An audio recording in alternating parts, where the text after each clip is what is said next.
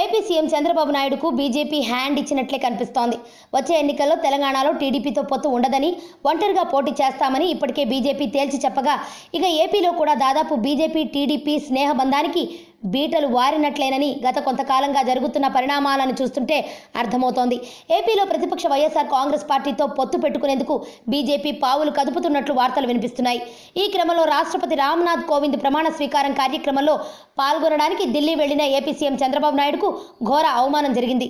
రాష్ట్రపతి రామ్నాథ్ కోవింద్ ప్రమాణ స్వీకార కార్యక్రమంలో పాల్గొన్న అనంతరం పలువురు కేంద్ర మంత్రులతో భేటీ అయ్యారు చంద్రబాబు.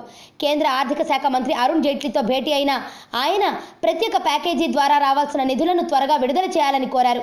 తర్వాత గ్రామీణాభివృద్ధి శాఖ మంత్రి నరేంద్ర సింగ్ తోమర్ని కలిసి ఉపాధి హామీ నిధులు 1351 కోట్ల రూపాయలు విడుదల చేయాలని విజ్ఞప్తి చేశారు. అలాగే రాజధానికి అటవీ భూములను కేటాయించాలని కేంద్ర మంత్రి హర్షవర్ధన్కు విజ్ఞప్తి చేసినట్లు ఢిల్లీలో మీడియాతో మాట్లాడిన చంద్రబాబు చెప్పారు. అలాగే కేంద్ర మంత్రి ధర్మేంద్ర ప్రధాన్ను కలిసి కాకినాడ దగ్గర పెట్రోలియం కారిడార్ ఇంకా ఏమేమి రావాలో వాటన్నింటిపై చర్చించానని, ప్రశాంత్ జవదేకర్ను కలిసి గిరిజన సెంట్రల్ వర్సిటీ బిల్లును ఈ సమావేశాల్లోనే తీసుకురావాలని విజ్ఞప్తి చేసినట్లు చెప్పారు. ఏపీకి రావాల్సిన అన్నింటిపై ఆయా శాఖలకు సంబంధించిన మంత్రులతో మాట్లాడడం జరిగిందని చెప్పుకొచ్చారు. అయితే ఈ క్రమంలో ప్రధాని నరేంద్ర మోడీ, బీజేపీ జాతీయ అధ్యక్షుడు అమిత్ షాను కూడా కలవాలని చంద్రబాబు ప్రయత్నాలు చేయగా అపాయింట్మెంట్ ఇవ్వలేదని తెలుస్తోంది.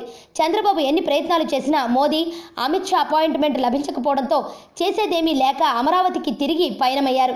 దీంతో ఢిల్లీ సాక్షిగా చంద్రబాబు పరువు పోయిందని తెలుగు తమ్ముళ్లు చెవులు కొరుక్కుంటున్నారు.